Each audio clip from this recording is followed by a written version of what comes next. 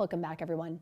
As Texas works to try to tackle the spread of a parasitic fly, the new World Screwworm, one Central Texas animal organization is trying to mitigate the impacts on shelter pets.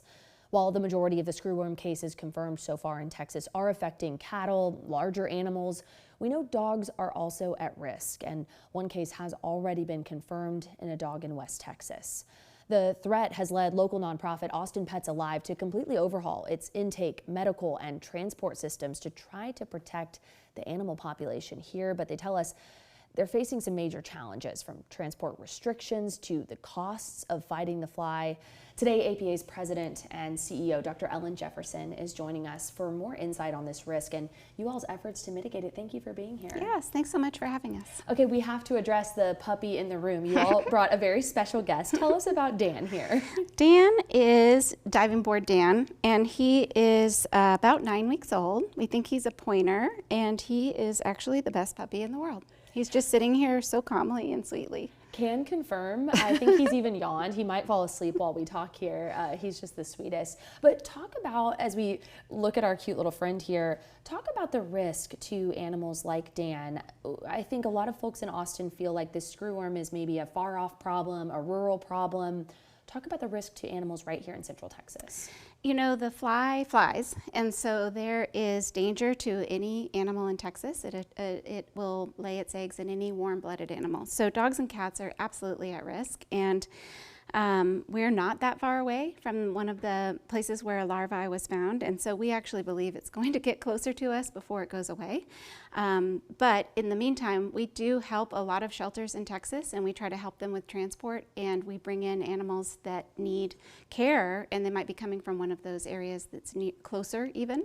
And so we are treating all of our animals, no matter where they came from, including Austin, for screwworm larvae, so that we can make sure that nobody has it and that we're keeping everybody safe. I want to circle back to transport there. Explain for folks who aren't familiar, it's quite the network that you guys are a part of, trying to save Texas dogs, even shipping them out of state. So talk about how transport has been affected by this. Well, it's actually a major crisis right now, because animal shelters depend, in Texas, there's not a lot of resources for animal shelters, so many of the rural shelters have maybe $100 per animal, and so they don't even have enough money to buy the medication, let alone take care of adoption. So we help by trying to get them to other states, and many other organizations do too. It's estimated that 20,000 to 40,000 pets are shipped to northern states for adoption from Texas. And what we're seeing is that other states are very scared about screwworm, which I don't blame them. And so we're seeing some states close completely to Texas shelter pets, like a complete ban. And that is just a ripple effect down in Texas, because that means that the pets have nowhere to go. They don't have a live outcome without those outlets.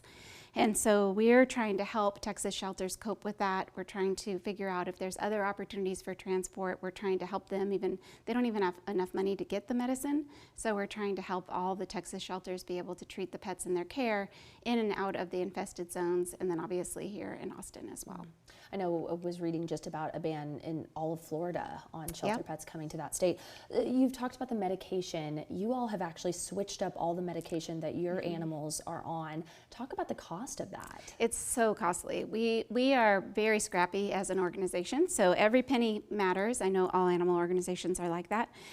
And so this is about a $14 per dose increase for us, which is a lot when you have 1,400 animals in your care. And so we're looking at least $20,000 a month of increased costs. Talk to us just a bit, and Dan's expressing some concerns as well. We understand, little guy.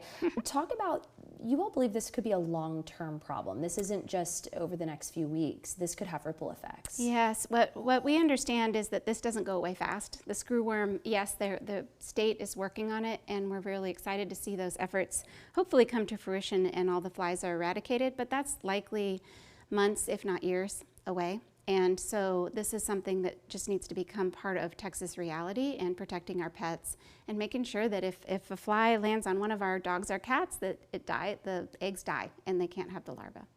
I know you all have told us that you've trained your staff to try to spot those things. What can people at home do to try to help? They may be sitting here listening and feeling just helpless at this problem?